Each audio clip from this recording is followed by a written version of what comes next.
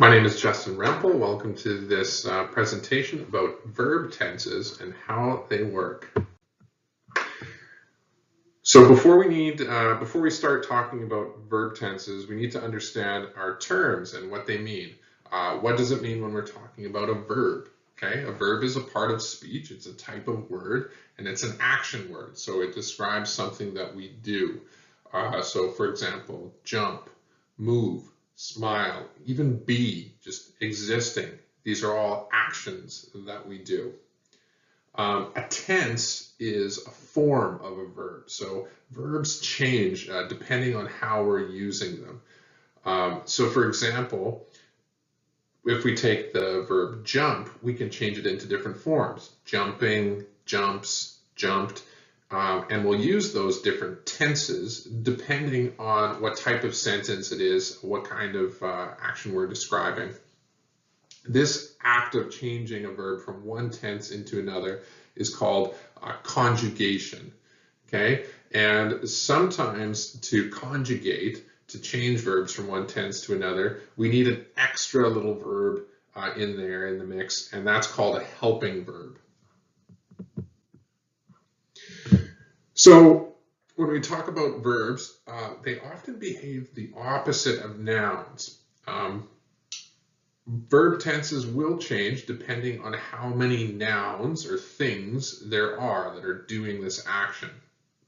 So if we only have one thing, one noun, we do not have an S, a suffix S at the end, unless the noun naturally ends in an S. So if there's just one frog, we call it a frog. Right? We don't call it frogs. There's only one, it's singular. But the verb that goes with the singular noun, that singular verb will have an S, a suffix S at the end. So for example, the frog jumps. There's only one frog, it's singular, but we've added an S onto the end of our verb to make it singular too. The bird flies. Okay? One bird, it flies. We've added an S onto the end of our verb to make it singular. When we're talking plural or more than one, it's exactly the opposite. When we have plural nouns or things, we add that suffix S onto the end. If there's more than one frog, it's frogs. If there's more than one bird, it's birds. But plural verbs do the exact opposite. They do not have the S. So frogs jump, birds fly. It's just the normal neutral tense or state of the verb without the S at all. Verb tenses can also change depending on the subject of the verb. The subject is the thing doing the action. So usually that's a person, but it doesn't have to be, right? In the sentence, the sun shines, the sun is the subject. It's the thing doing the shining. The subject can be in the first, second, or third person.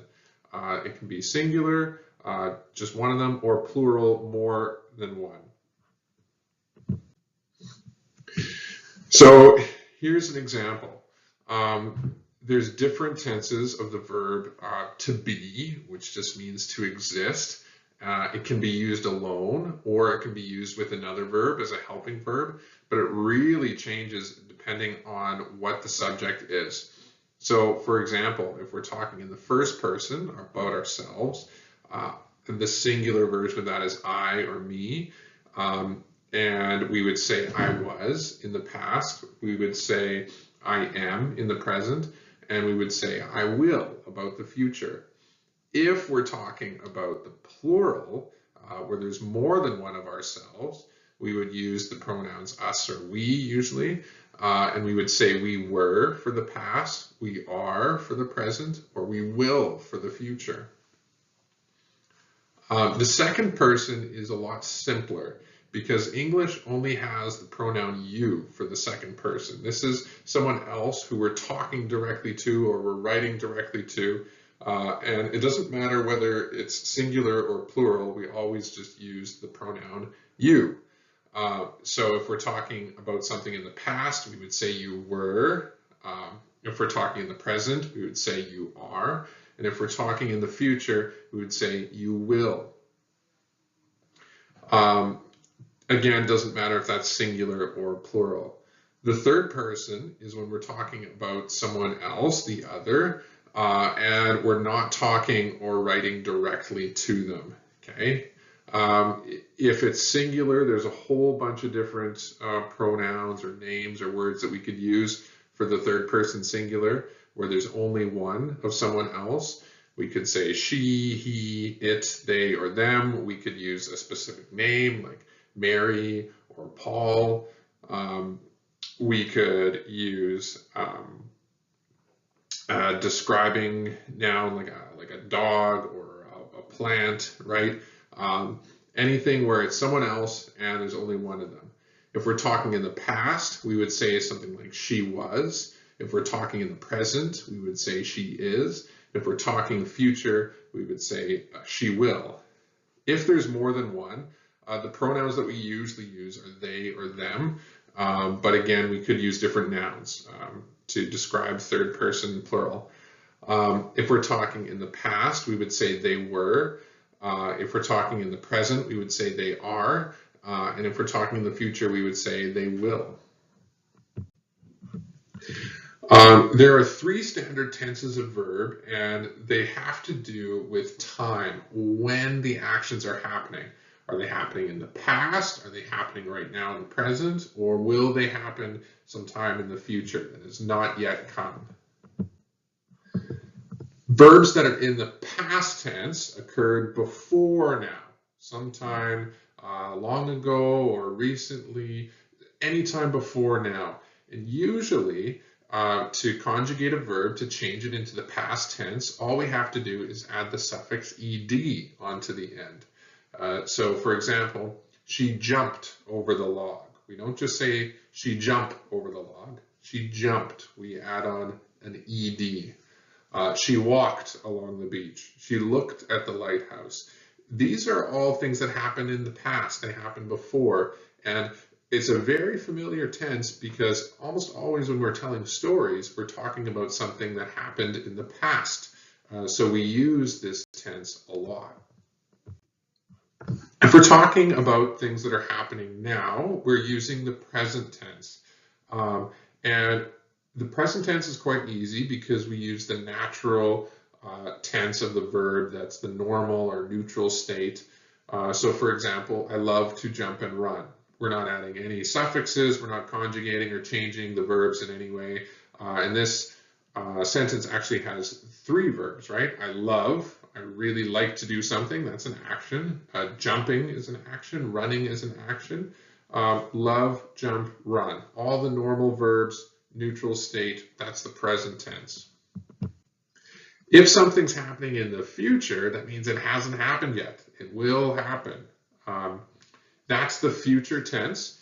And usually verbs in the future tense need a helping verb, which is that little extra word in front to change them. And usually it's the helping verb will, W-I-L-L, will. So for example, the frog will jump if you poke it.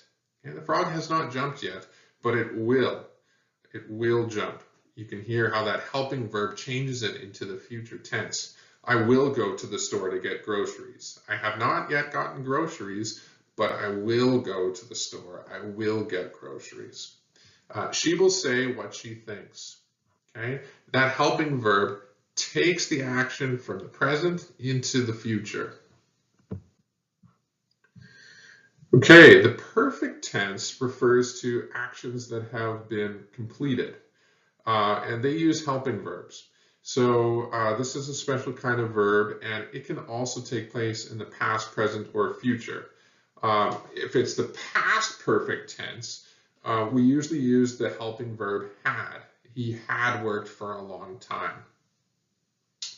If it's the future perfect, so it's something that's going to be completed in the future, but hasn't yet been completed, we usually use the two helping verbs will have. The rain will have finished falling soon. And if we're talking about the present, things that are being completed right now, we usually use the helping verb have. So first person uses this, I have walked far. Second person uses this, you have walked far. And third person plural, they have walked far. Those all use the helping verb have. The only exception is if we're talking about someone in the third person singulars. That means it's someone else and there's just one of them. So for example, Terry has walked far. She has walked a long way. Okay, so someone else, just one of them, we use this helping verb has. And the last thing I'm going to point out is that there are a whole bunch of irregular verbs in English. These are verbs that do not follow the normal rules of conjugation. They are exceptions to the rules. There's so many. Often the thing that's different is the past tense. They really change spelling or form if we're talking about them in the past. And because they don't follow any rules, the only way to learn them is by practice. Doing lots of reading, doing lots of writing, seeing examples. So I'll give you a few right now. She ran to the finish line. We don't say run, even though that would make sense. Run is the verb, and past tense usually adds ed, but it's not run, it's ran. He said, nice to meet you. Not said. Okay? I say something in the present. I don't said it in the past. He said it. Okay? I dove into the water. Not dived, dove. And the dolphin swam. Not swimmed, swam.